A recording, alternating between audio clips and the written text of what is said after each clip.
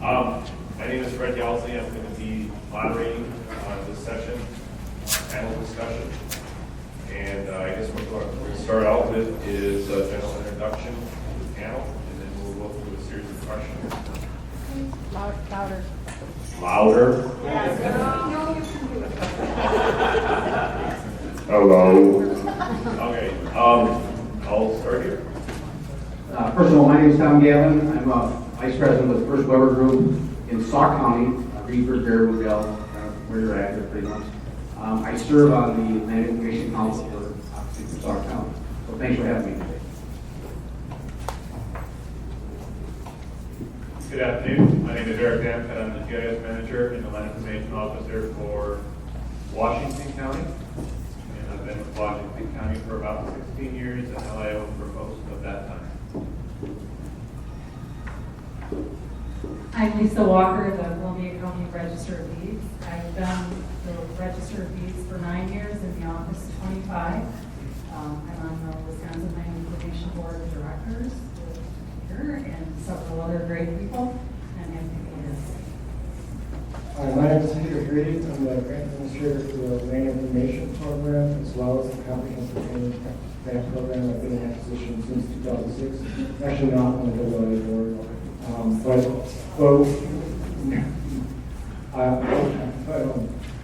We do obviously communicate a lot on the board. And I should also point out in the front row is my program manager, Mike Reeves, and co-worker has been very helpful to do us learning on the other side. So I've been with DOA since 2006 as a grant administrator. All right, thank you, everybody. So this panel discussion is going to talk primarily about the structure of the Land Information Council. We have 72 counties, and we have probably 73 different flavors of the Land Information Council. With the passage of Act 20, there were certain things that needed to be included as part of the Land Information Council. So the first set of questions and part of the discussion for the panel is how does the Land Information Council, or LIC, fit into the overall committee structure of the county? And then besides what the statutory required positions, are there any other seats that your land council may or may not have? And what involvement do you get from stakeholders, that would be members, non-members of the LICs, or are there other people that are interacting with your Land Information Council and LIO?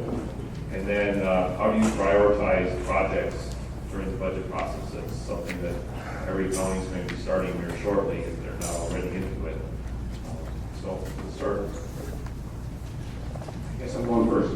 I'll give you the information that I have. Being a member that's from outside the county structure, I view myself as kind of a liaison and kind of a conduit with the Realtors Association and the county agencies.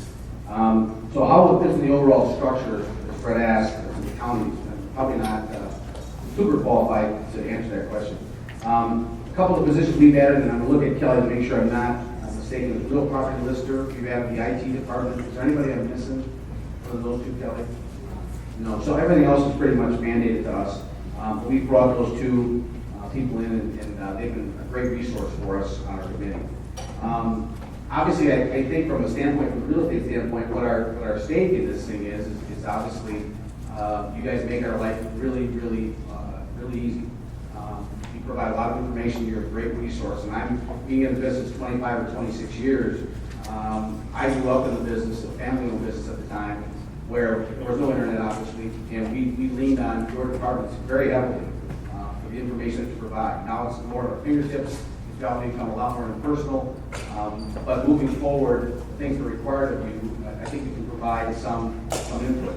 Obviously, I heard from one of our state association people, Kelly, before you go on this morning. That's where we can be a little bit of a liaison and I think someone pull some information together and help you guys with your cause and what you're trying to get accomplished.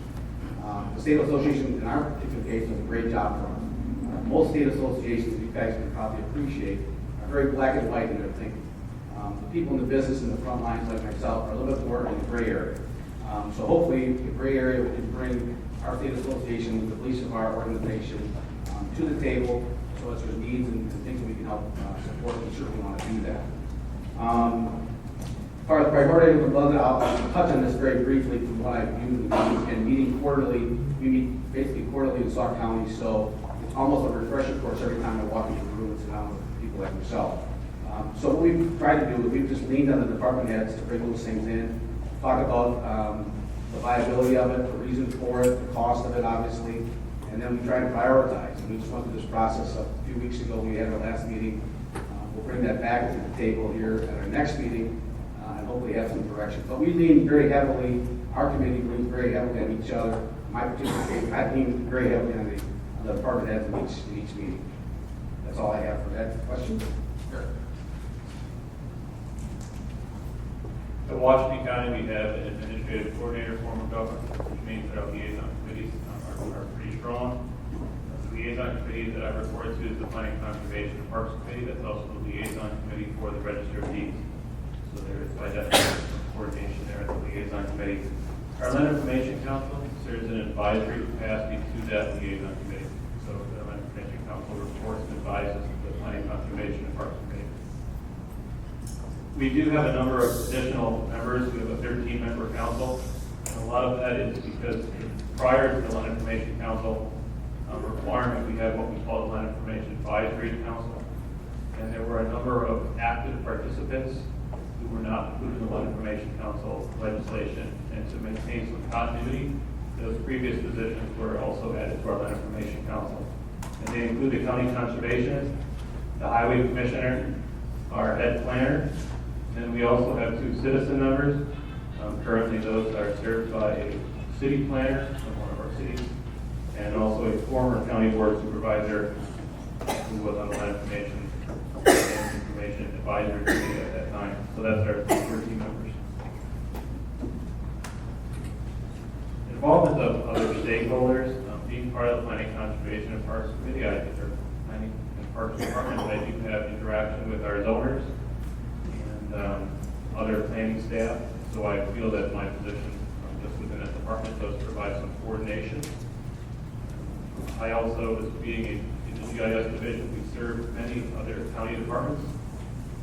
So I work with the Health Department, and I like to think that if those other departments have a need that relates to the Land Information Council, I can serve as a bridge between those departments and our council. Certainly anybody is welcome to come to our meetings, although not many do. Prioritization of budget process, I think the thing that helps us the most is that when we talk about a current year budget, when we meet now, we talk about the 2015 budget. We're talking the 2015 budget in specifics, but we're talking generally about how we plan to budget for projects in the years beyond 2015. So if we know that we have a large LiDAR or the photography project coming up, we will tentatively put those other projects in a slot, and that way we can project out how we expect to spend the current year revenue, but also the future year revenue. And why that's important is that if you have a project that is really expensive, you can save up for it in the previous year. So there's a plan and how to fund those larger projects when they come up. So anybody on the council can come forward with a project, and then we kind of slot that into the appropriate year. What I tell our council when we talk about that, what we call our long-range plan, is that they're approving the slate of projects really only for the future year. Everything else is just for advisory purposes. But I think it does really help everybody sitting around that table understand what the current priorities are, as well as what we have on the near horizon.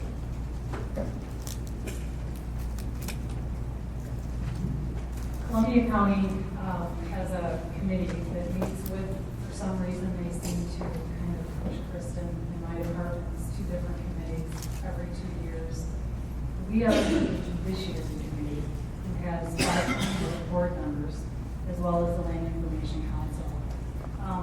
We too don't have great participation. The Land Information Department and the Register of Deeds, as well as the treasurer, work pretty closely with one another because our system is integrated. However, they really have let Kristen take the lead, and she does a great, our Land Information Director does a great job in coordinating our efforts. She's very receptive to suggestions as well as future projects. The thing I guess I want to stress from our county is that although each year when we do a report that states all of the different activities, projects, and monies that were spent, it may not necessarily say a register of deeds amount or a county treasurer amount that's spent.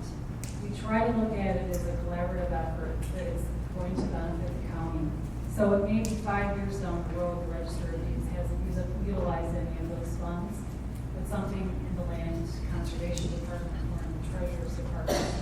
We really try to look at what's overall beneficial for the entire county rather than individual counties. And so that's something that we've strived for over the years. We don't take any monies for any type of maintenance or wages. We've been really, really fortunate that our county board has supported us from the beginning and has allowed the monies that have been spent, taken from the general fund and things, haven't been able to be paid through the routine fees. Projects are also that same way. We work together as a group, and definitely there's been some pushback by some departments. However, for the majority of the members, we all seem to get along very well. And I do believe that's because we have a central locator, being our land information director, that has done a really, really good job of establishing priorities as well as being really good and consistent to all the members on the committee.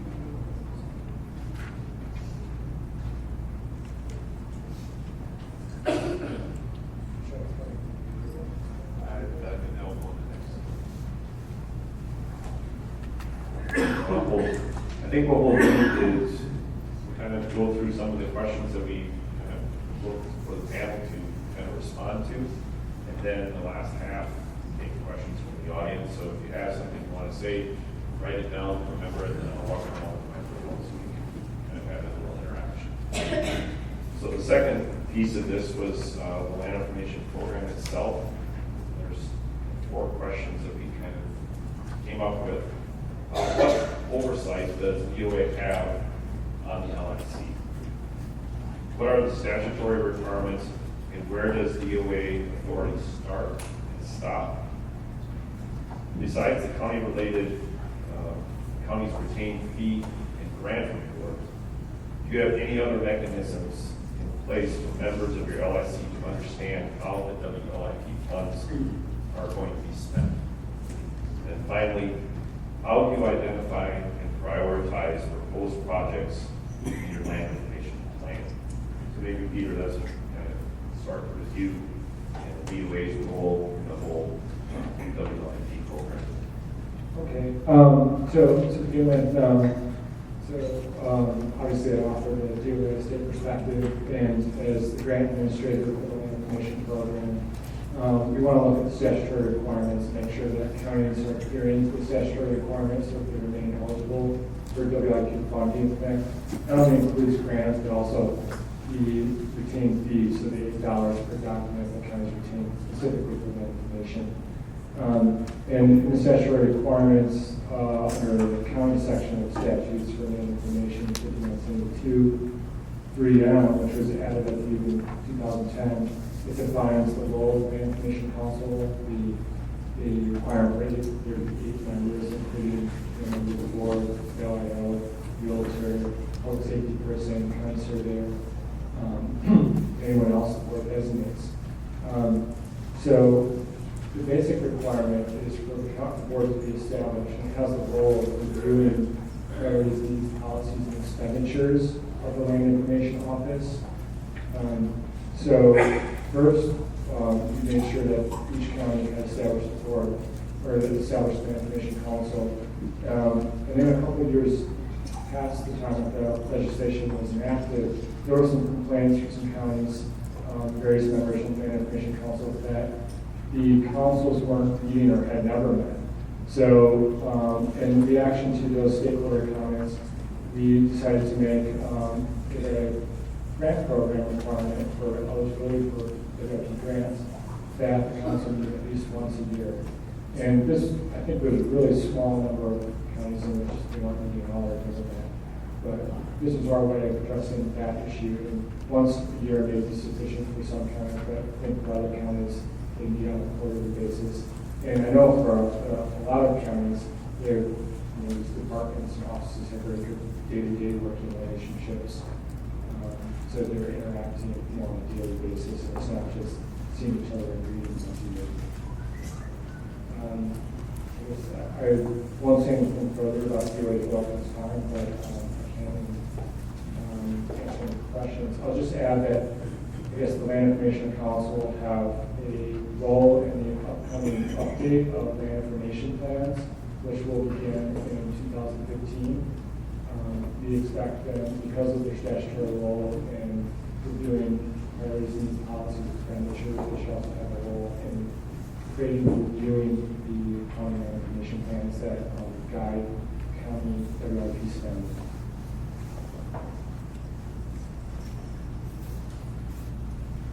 Prioritization, basically, if there's statutory changes of any sort, those have to be looked at.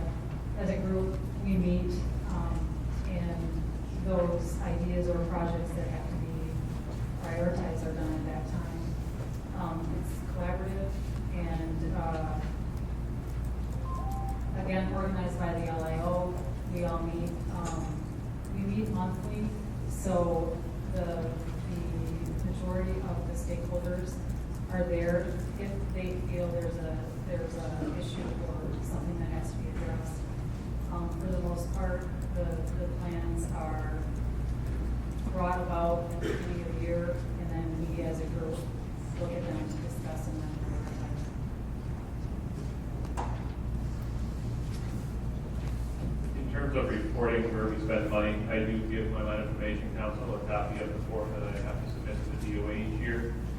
We meet about every 2 to 3 months, and at each of the meetings I give them a separate report that shows where we started the year in terms of our fund balance, the actual and expected expenses and revenue, and the expenses are broken down per project, and they get an updated report at every council meeting. So our Land Information Council should be well informed on the money that we're taking in and where it's being spent.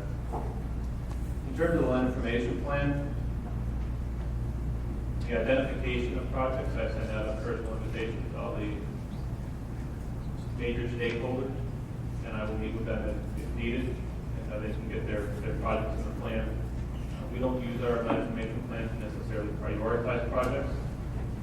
What I tell people is this is your chance to get it into the plan, and if that makes it eligible for retained piece funding, the actual prioritization of the project occurs during the actual planning process and through that long-range process that I had talked about previously.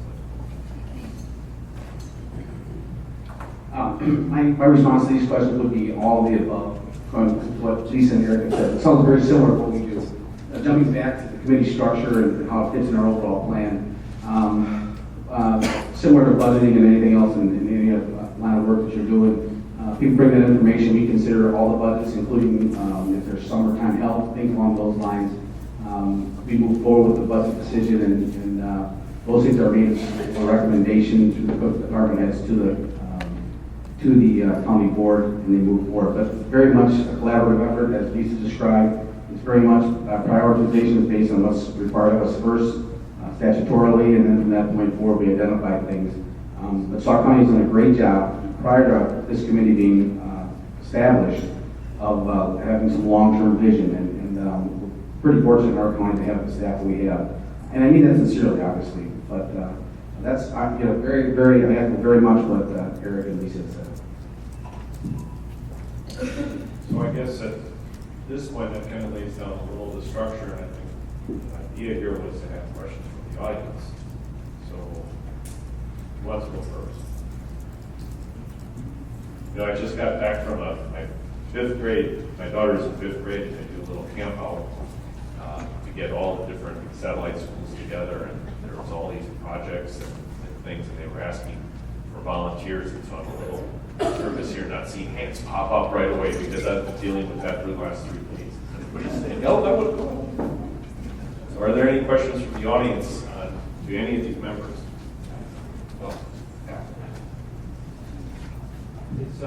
It's very good having all these projects and creating projects through the advisory committee. But there is also the question of maintenance. How do you handle that issue as far as maintenance of these projects that are created?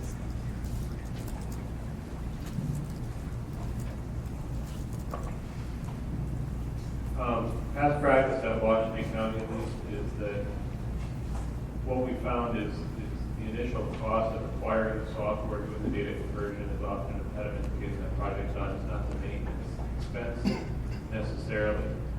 So when we propose projects, we will do the actual project itself using retained fees with the understanding that once that project is completed, we incorporate it into the daily operations of that department and maintenance handled there.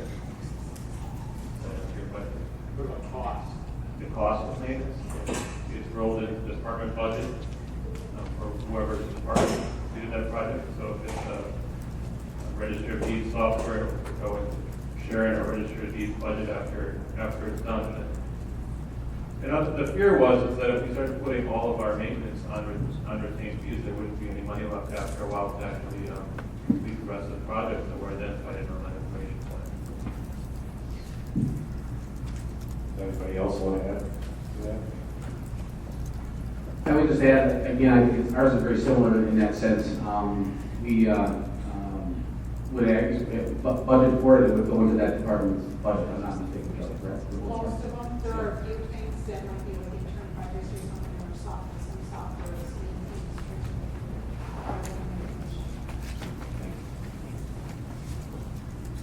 You said you wanted? It's the same for us. I mean, I think Kristen would agree, it's what Kelly said, there's going to be some that are, but for instance, if something takes place in the Register of Deeds office, the maintenance then comes out of our budget. And like I said before, we've been very fortunate to get the support around the board for that. Anyone else? Fred, I actually have a question for the group. How many, Yeah, how many counties are getting solid involvement from my profession, real estate profession? Are you getting decent attendance, participation? Okay, and again, if the number's 72, it's probably not enough hands going out. But I guess I would lean on the association, lean on the local association. Feel free to contact me through Jody. We can get that support for you if that's something you're really looking for. But you guys, sincerely, you guys have done a great job for us, making our life a lot easier. So you need our help, you need our support. I'm 100% behind that. So let us know the association involved. Make sure that happens.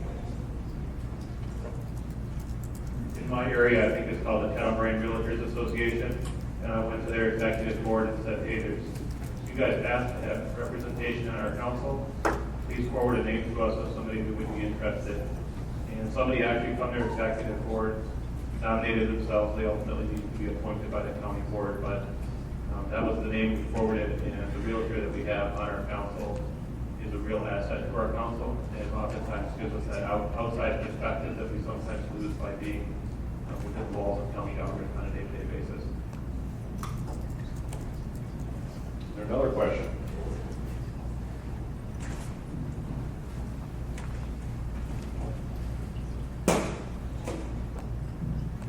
Out of curiosity, the civilian members of the Land Information Land Information Council that you have, do they get paid per diem? No. No, we don't. We don't. And I don't think we should.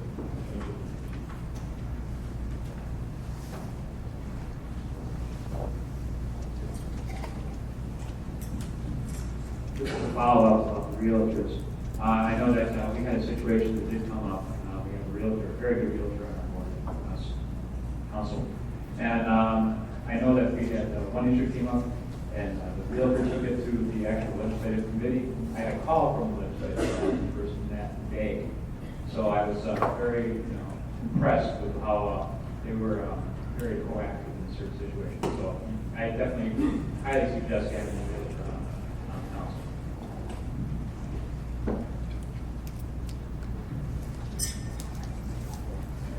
Crickets. Is this helpful to everybody? I guess it would be good to kind of evaluate this panel discussion? Is there some new information?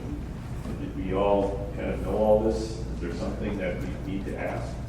Because I know these two associations have a lot of opinions about stuff. They have a lot of questions. So now's the time. You have some volunteers or victims, whatever you want.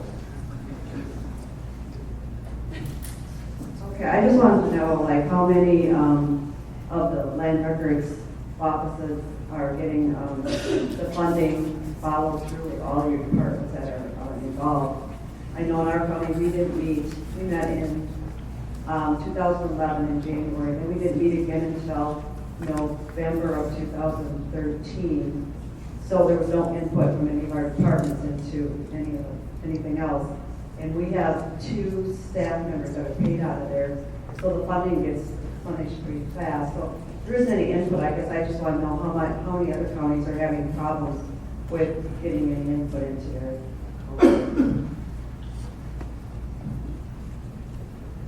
Want to show hands, Mark?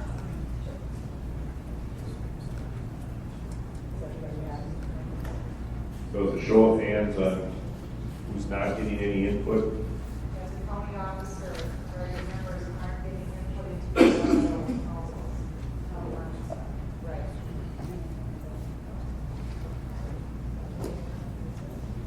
Or 2.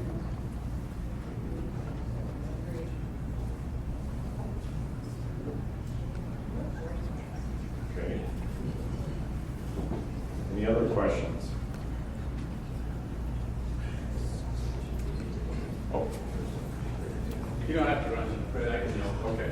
I'm just curious, it sounds like we have examples of really highly functioning councils up there. Are there ever any contentious moment when it comes to prioritizing budgets? I think some of the folks here are generally concerned, and we'll talk about some other topics, but obviously one of the elephants in the room is there's more funding coming down in the next couple of years, right? And some counties have expressed concern that their committee, should they get more funding, might try to say shift some of that funding to another department that they might perceive needs it more, as opposed to keep it within the central land information purpose. Is there ever any contention amongst any of you when you're kind of trying to prioritize competing initiatives, or is there ever any effort to try and shift money outside of your activities to other parts of the town? We're in a pretty fortunate position. We have really good levy support for our staff and for a lot of the other resources that we need to operate the office. The retained fees is used primarily on new initiatives, and then the top 10 revenues in the county. We're sitting pretty well, and that helps reduce contention because there's more to go around. I think there would be more contention for us if that weren't the case. I hate to say that, but I guess I don't either. It's a good position to be in. And, so far, we've had really good support in making sure that the money stays in the program and used the way that it's intended, and we always be real clear that the limitations on how that money can be spent. It needs to be consistent with the plan, and everybody on the council speaks with the same voice on that message. I would say Columbia County is probably in the same category. I won't say that there haven't been times that questions have arisen, or times where you thought, geez, should we start to use this for maintenance, or should we start to do this when 2 years ago or 3 years ago they started to cut positions. However, we just as a committee decided that it was more beneficial to forego it and only use it for modernization efforts, and it has really benefited our county. I guess if I could just quick answer that from the top line perspective on behalf of Tom. The only real contention we've got, not that I can't talk loud.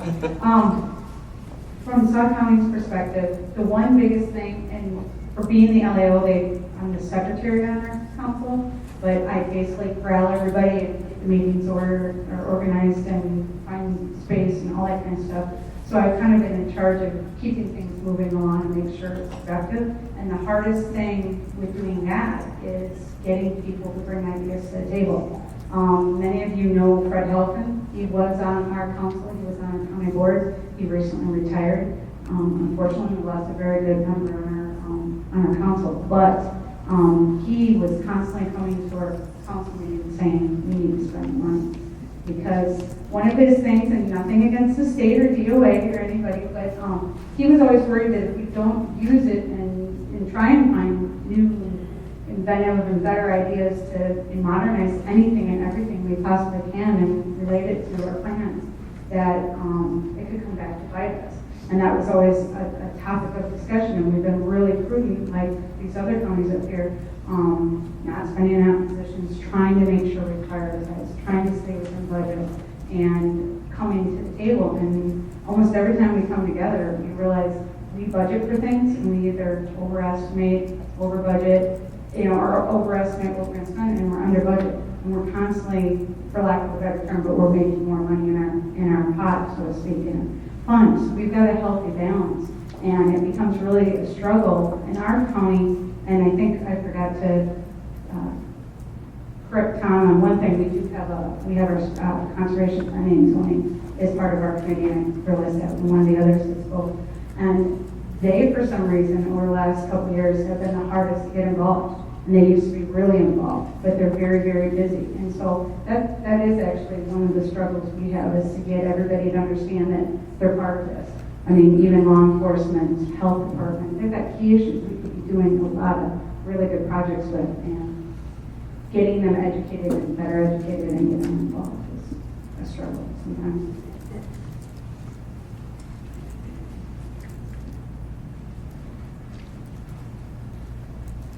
Right, I was just going to comment that occasionally, it's probably less than a handful of counties, that some budgetary conflicts among Land Information Council members do bubble up in the form of an email or a phone call to Program Manager Mike Freeze or myself. And basically, if the county is spending the money consistent with statutory requirements and within the parameters of the grant program, we say that it's really a local decision in setting the budget and the priorities for their own land information program, as long as they're within those parameters of the program requirements. And it's really up to the county board, the elected body.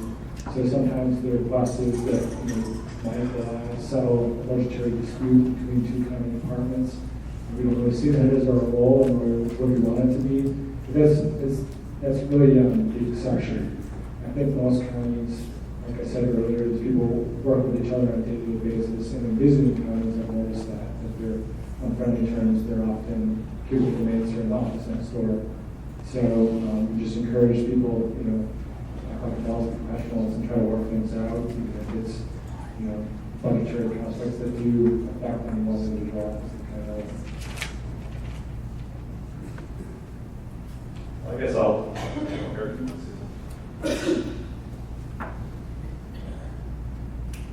As I said previously, our Land Information Council is advisory to our Planning, Conservation, and Parks Committee. If Land Information Council can't decide on something, the Planning, Conservation, and Parks Committee will decide for us.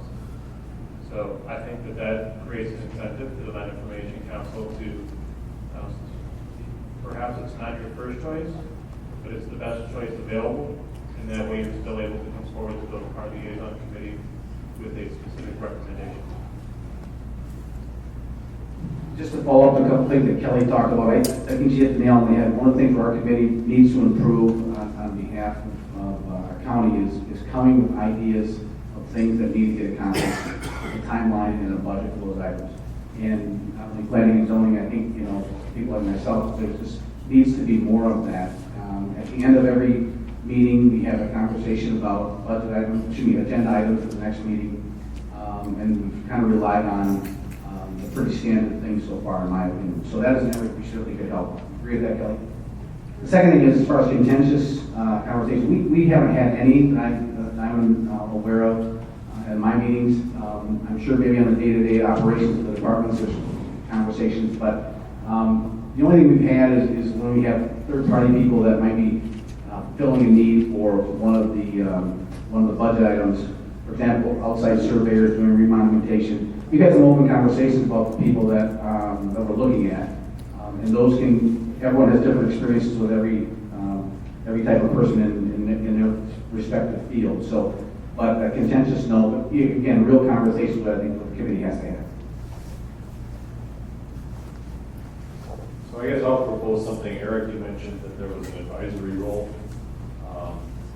Has anyone experienced a situation where you laid out a set of proposals, of course, finally goes to the county board for approval, and the plan was dumped and for some completely different direction for the funding? Has there ever been a situation like that?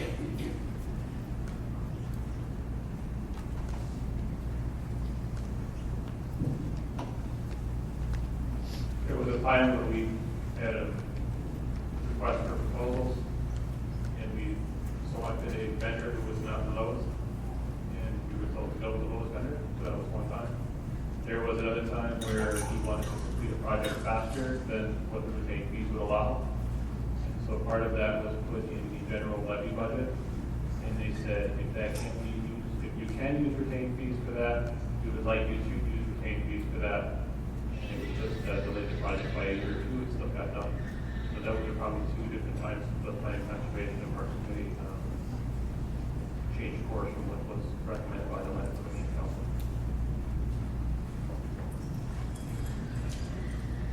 Not that I'm aware of, but the reason I grabbed the microphone is I think that's where we can be a valuable asset, is for lack of a better term, the general public that sit in these committees.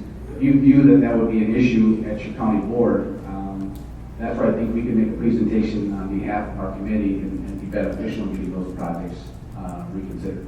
So that would be some area where we can view as adding a strength to your group if we're actively involved.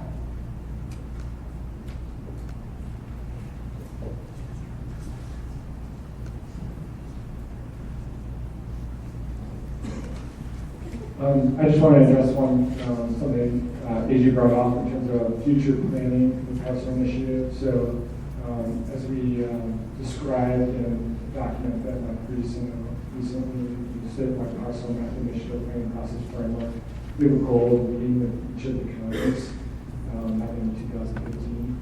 And want to make sure to first meet with the land information officer, but we're also inviting land information council members to meet as well, because we want to collect information from a broad basis of county stakeholders.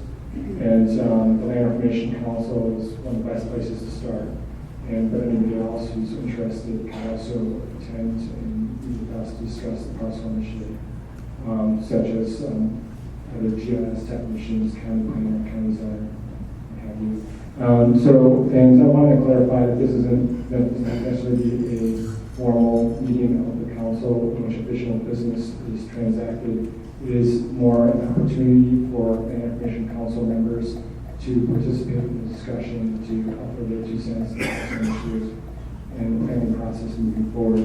So I look forward to getting out to all the counties over the course of the next year, and hopefully being able to meet with as many land information council members as possible if our schedules coincide. Otherwise, as we always say, anybody's free to pick up the phone and call Mike or me at a time to discuss whatever we want about land information. So it looks like we're losing a bunch of people. I see a lot of heads nodding, eyes closing. So maybe we should wrap it up soon or before we pass it out.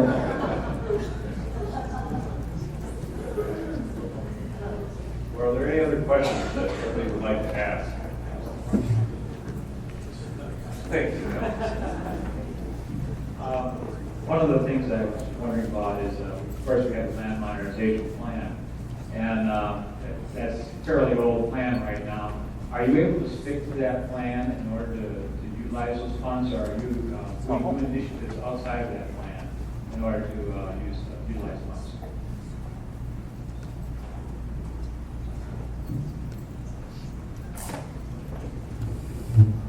We stick to our plan. We look at what we've done. We try to follow what was in the plan.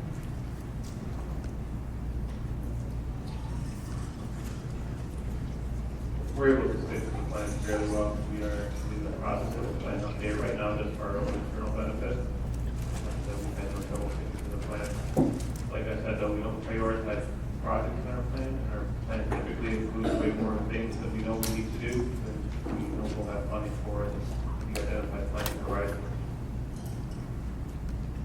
think my answer is what similar to Lisa's. We stay right, we're sticking with the plan thus far. And I, to my knowledge, we've not even started to revisit the plan actively.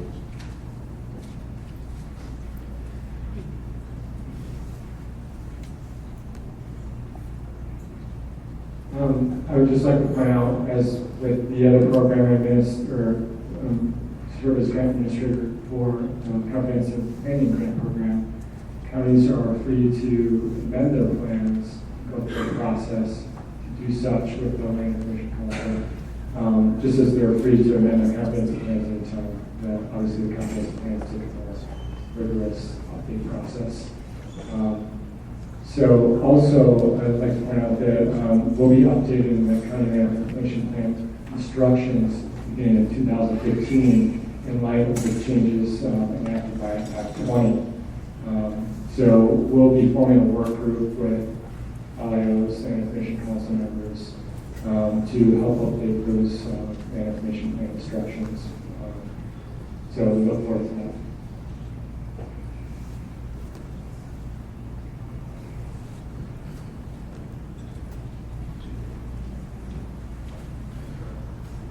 I'll ask a sort of self-serving question. How do you assess your workforce training and education needs in meeting land record modernization plan? How do you make sure your staff are well trained to achieve your goals and objectives? Not very well. Unfortunately, the Land Information Office has a much better training budget than we do. However, I think Kristen does a great job. She has a good training budget, and they're able to attend a lot of their sessions. Am I saying that correctly, Chris?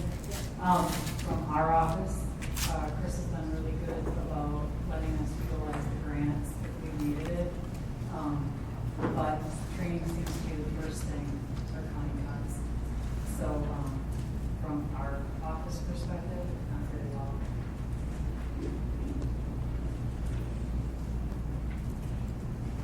We try to make sure that the technical staff in the GIS group, the land information group in particular, receive the training they need to host that training and percolate down, and we hold internal sessions. It's not perfect. Certainly there are some training that remains to be done, but we do what we can. It's not a perfect situation, but we try to address it the best we can. From the committee standpoint, we have it's in the budget for training. Also, it has been on, this recently, a few weeks ago, the conversation came up, because we think that's an area we can focus on spending more time and energy to make sure we accomplish exactly what you just touched on. So it's a great question, actually. All right. We can wrap up unless there's more questions we want to get into. Joey.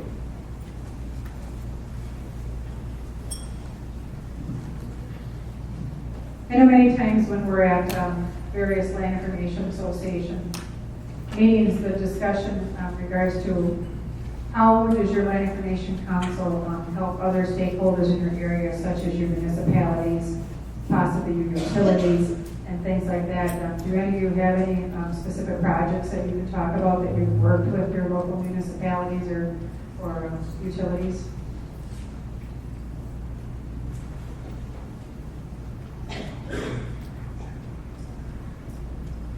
All of the information that pertains to these funds is provided to every local government as well as the consultants that they hire free of charge. So if we acquire orthography, the parcel mapping that we do, topographic information, they get all of that information at no cost.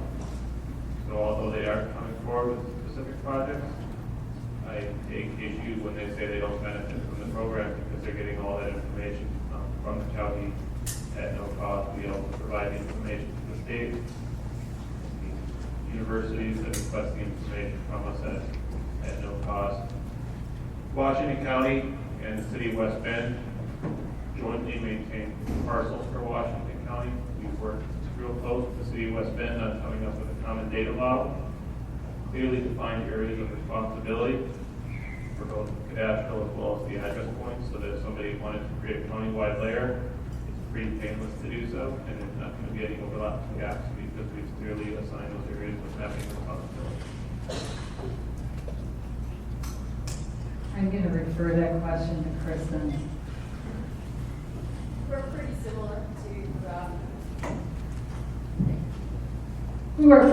to, Washington County. We provide all of our data to universities, local municipalities, utilities, pretty much any not-for-profit, other government agency we provide our information to free of cost. We also provide an educational and a technical role for our local municipalities, and so if we've got questions on how can we share web resources or those sorts of things, reports or anything that they need from our records, we work with them to provide both technical support as well as just knowledge on how land records in Columbia County works. So we do work with them specifically on things that they have going on as well in a general sense, providing information for them.